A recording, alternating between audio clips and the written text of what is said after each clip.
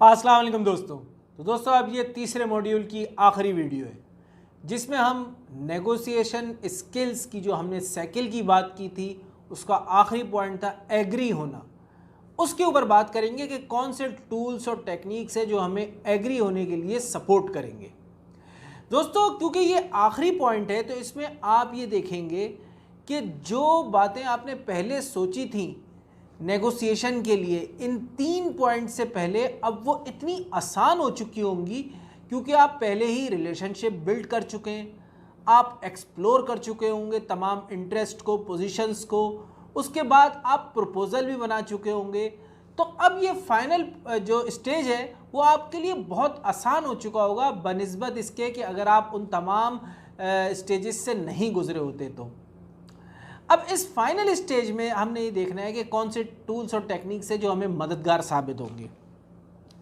देखिए कभी कभी क्या होता है कि ये जो फाइनल स्टेज होता है ना वो या तो हॉर्स ट्रेडिंग की तरह बन जाता है, यानी कि गिव एंड टेक, आप कुछ देते हैं और कुछ आपको मिलता है, ठीक है। या फिर ये कभी कभी उस स्टेज पे चला जाता है कि उसमें फिर क्रिएटिव प्रॉब्लम सॉल्विंग की ज़रूरत पड़ती है। अब ये सारी चीज़ें डिपेंड करती है कि आपने किस स्ट्रेटजी के मुताबिक काम किया है। अब इसमें देखें स्ट्रेटजी में अगर मैं बात करूं तो यहाँ 2 पॉइंट्स को याद रखिएगा, एक है रीजंस और एक है कंसेशंस। रीजंस यानी कि आपने बहुत ही पावरफुल रीजंस होने चाहिए आपके पास, और कंसेशंस यानी कि ग्रेसफुली कंसेशंस होनी चाहिए।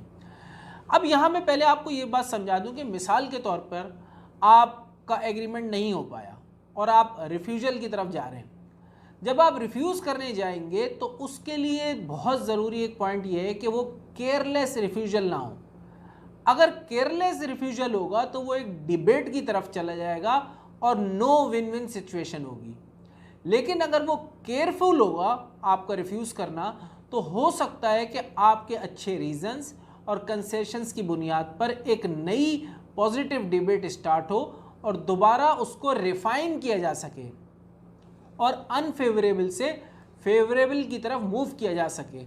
क्योंकि हो सकता है जिसके साथ आप नेगोशिएट कर रहे हो उसको भी तो किसी को रिपोर्ट करना होगा ना, तो उसके पास भी ख़ास रीज़न होने चाहिए उसको मना करने के।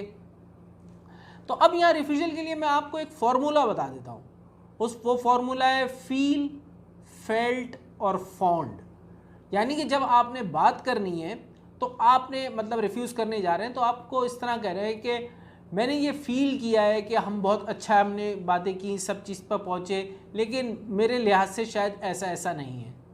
उसके बाद आप ये भी कह सकते हैं कि आई फेल्ट कि हमने जो है जो बातें हमने डिसाइड करी उसमें जो टर्म्स आई, कंडीशन आई बहुत अच्छी थी, लेकिन कुछ मामले की वजह से ऐसा हो गया। इसी तरह आप फाउंड को भी यूज़ कर सकते हैं। मैं आपको इसकी मिसाल दे देता हूँ। मिसाल के तौर पे इसमें 3 चीज़ें इंपॉर्टेंट हैं। आप एक रीज़न दे सकते हैं पॉलिसी का। पॉलिसी का मतलब ये है कि आप ये कह सकते हैं कि मैं फील करता हूँ कि ठीक है हमारी सारी बातें अपनी जगह मौजूद हैं, लेकिन हमारी पॉलिसी के मुताबिक जो है हम इन चीज़ों को एक्सेप्ट नहीं कर सकते। या फिर आप इसमें ये कह सकते हैं कि देखें आप जो हमसे सर्विस मांग रहे हैं या जो रेट्स मांग रहे हैं, ठीक है वो अपनी जगह बहुत आपने सही बात करी, लेकिन हम ऑलरेडी अपना बेस्ट आपको दे चुके हैं। तीसरा एक रीज़न आप ये भी दे सकते हैं इसमें जो मैंने बनाया है कि आप क्योंकि मैं आपको प्रैक्टिकल जो मामला हैं उससे कुछ एग्जाम्पल्स सोच के ये चीज़ें बता रहा हूँ। यानी कि आप अनअवेलेबिलिटी शो कर सकते हैं। यानी कि आप कह सकते हैं कि यार फ़लानी चीज़ जो आपकी है ये इसके लिए ख़ास किस्म का जो है स्किल्ड पर्सन या इंजीनियर चाहिए जो कि अभी हमारे पास मौजूद नहीं है या नेक्स्ट मंथ जाने वाला है। तो इस तरह के पॉजिटिव रीजंस आप शो करके उसको रिफ्यूजल की तरफ ले जा सकते हैं। अच्छा अब देखिए याद रखें कि कभी कभी ऐसा होता है कि आपकी टर्म्स को माना नहीं जाता लेकिन उसके बावजूद आप उस पर एग्री कर जाते हैं। उसका ख़ास मकसद ये होता है क्योंकि देखिए ओवरऑल एग्रीमेंट जो होता है ना वो आपके लिए फेवरेबल होता है, लेकिन कोई पर्टिकुलर प्रिसाइज ऐसी चीज़ होगी जो आपको मंजूर शुदा नहीं होगी। लेकिन जब आप उसको ओवरऑल सिचुएशन देखेंगे तो आप कहेंगे कि नहीं यार ये मेरे लिए अच्छा है। या हो सकता है कि आप अपने फ्यूचर के रिलेशनशिप्स को कॉम्प्रोमाइज़ नहीं करना चाहते, तो उसके लिए आप उस पर एग्री कर जाते हैं। यानी कि आप कंसेशंस करना स्टार्ट कर देते हैं ग्रेसफुली। तो ये भी बहुत इंपॉर्टेंट चीज़ है। देखिए मैं हमेशा यहाँ देखें इसको याद रखें आप चाहे रिफ्यूजल की तरफ जाएं या इसको एक्सेप्ट करने जाएं, आपके रीज़न ज़बरदस्त होने चाहिए। You have to present your ideas and reasons in a best way.